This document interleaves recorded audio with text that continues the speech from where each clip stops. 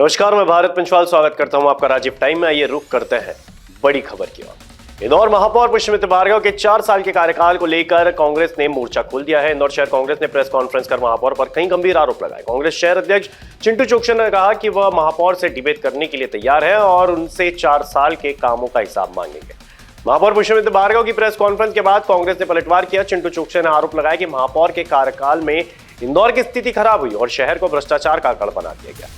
उन्होंने बावड़ी हादसा, मधुमिलन चौराया, ड्रेनेज कार्य के दौरान मजदूर की मौत और भागीरथपुरा दूषित पानी मामले का जिक्र करते हुए कार्रवाई पर सवाल उठाए। कांग्रेस नेता ने आरोप लगाया कि कई मामलों में जिम्मेदारों पर कार्रवाई नहीं हुई। उन्होंने ड्रेनेज घोटाले, ट्रैफिक व्यवस्था, सड़कों के गड्ढे, पेयजल संकट और सराफा चौपाटी के विकास को लेकर भी महापौर परिषद पर निशाना साधा। एक बहुत बड़ा मंदिर, विजासन माता का मंदिर, जहां पे लोग श्रद्धा के साथ लाखों लोग जाते हैं।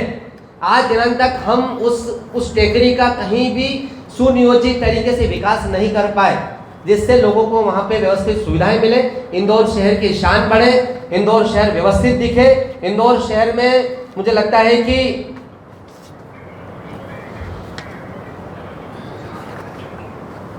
इंदौर शहर का अच्छा वातावरण बने।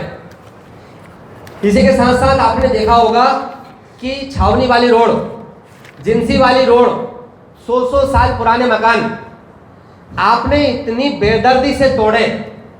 आपने मास्टर प्लान की सड़क को 80 फीट से 60 फीट कर दिया, शहर हित में कर दिया, उसके लिए बहुत धन्यवाद।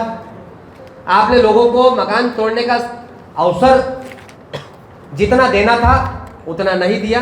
मैं तो बोल रहा हूं कि एक अवसर आपने दिया और नहीं तोड़ा, तो आपको इतने लोगों के साथ में समन्वय के साथ बैठना था, उनको अवसर देना था। आपने वहां पर अपनी जेसीबी डंपर पॉकलेट लगा के उसको पूरा का पूरा ईरान बना दिया।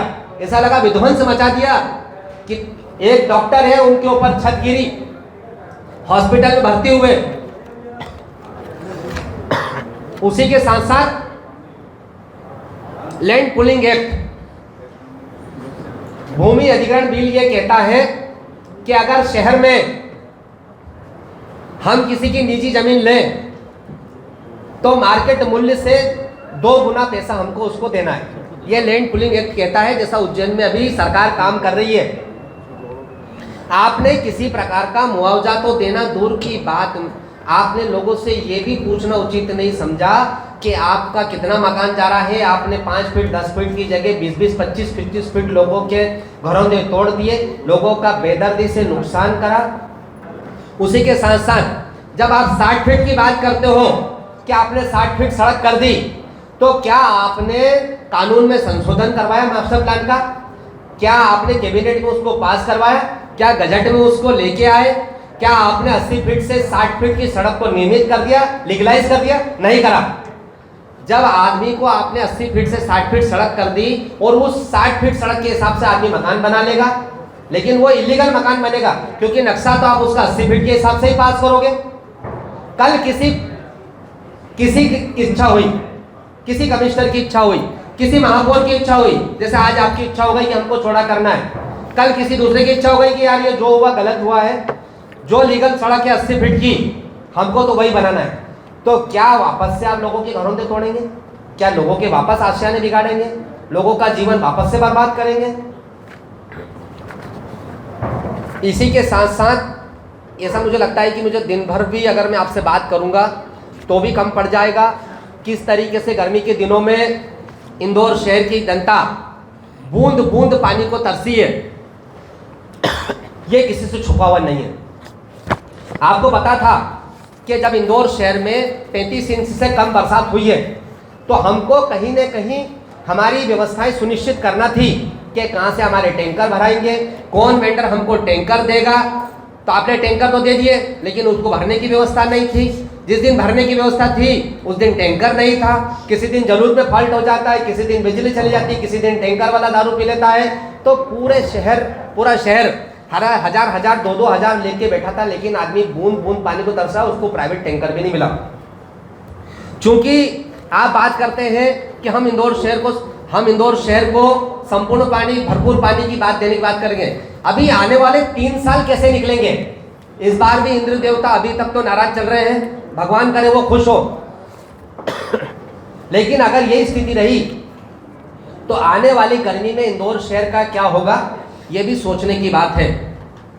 इसी के साथ साथ पूरे शहर में आज भी 80% से 90% जनता 1999 से 2026 27 साल से लगातार आपकी नगर निगम है, 23 साल से लगातार आपकी सरकार है, 12 साल से आपकी केंद्र में सरकार है, ट्रिपल इंजन की सरकार होने के बावजूद भी आज शहर की जनता गंदा पानी पीने को मजबूर है।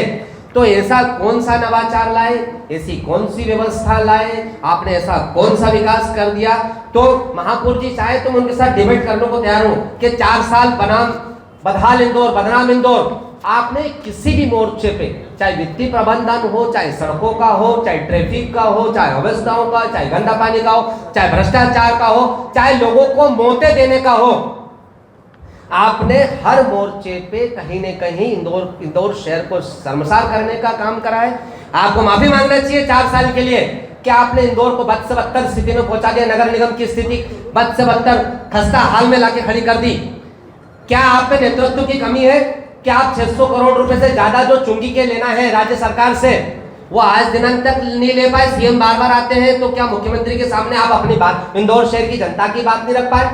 क्या कारण है कि 50 करोड़ की घोषणा करके गए थे सीएम साहब कि वो हमारे नगर निगम के भवन के लिए देंगे, जो नया भवन बन रहा है, वो 50 करोड़ आज तक आप ले नहीं पाए? क्या मुख्यमंत्री के सामने इंदौर शहर की जनता की आवाज आप उठा नहीं सकते?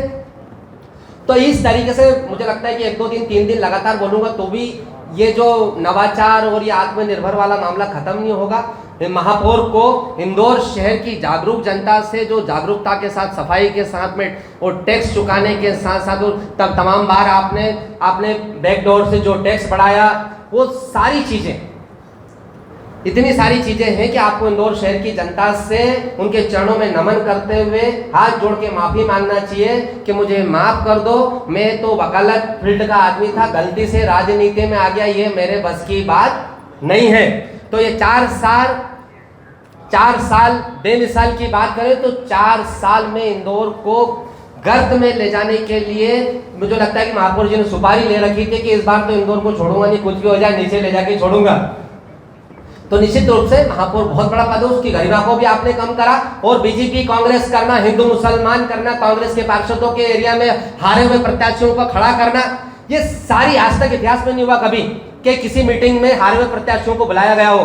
तो जिस तरीके से सिर्फ और सिर्फ आपने भारतीय जनता पार्टी के एजेंट के रूप में, इंदौर शहर के महापौर के रूप में नहीं, भारतीय जनता पार्टी के एजेंट के रूप में काम करा है, तो मुझे लगता है कि इतिहास आपको याद रखेगा कि किस तरीके से आपने हर मोर्चे पर इंदौर शहर को विफल करने का जो प्रयास करा, मुझे लगता है उसमें सफल हो गए। और निश्चित रूप से इंदौर शहर की जनता देख रही है, आने वाले समय में आपको पूरा जवाब भी देगी। चिंटू सुपसे ने कहा है कि शहर के हित में महापौर सरकार के सामने प्रभावी आवाज नहीं उठा सके। उन्होंने कहा है कि वह महापौर से सार्वजनिक बहस के लिए तैयार है और जानना चाहते हैं कि 4 साल में कौन कौन से काम किए गए। माफी मांगता हूँ, मैं इंदौर के जल भराव के लिए माफी मांगता हूँ, मैं जो इंदौर की पूरी अव्यवस्थित ट्रैफिक व्यवस्था के लिए माफी मांगता हूँ, अतिक्रमण के लिए मांगता हूँ। मतलब कितने सारे ऐसे मुद्दे हैं अनगिनत जिस पर उनको इंदौर की जनता से माफी मांगनी चाहिए थी। आज उन्होंने विद्यार्थियों के लिए महापौर पास योजना लागू की थी, 200 रुपये में हमारे विद्यार्थी लोगों को पास मिलता था, उन्होंने वो भी बंद कर दी। हमारे महिलाओं के लिए जो कार्यक्रम होने चाहिए कुछ भी नहीं किए। मतलब हर जगह पर तो आप फेल हो, आप शुरू करते हो योजनाएं, ढिंडोरा पीटते हो और 2-3 महीने बाद फिर ही बैकफुट पे आते हो। तो आपने आखिर इंदौर के लिए किया क्या है? जो भी किया है वो अधूरा किया है, जिसका खामियाजा पूरे इंदौर शहर की जनता भुगत रही है। फिलहाल के लिए खबर में इतना ही। तमाम जानकारी के लिए देखते रहिए राजीव टाइम।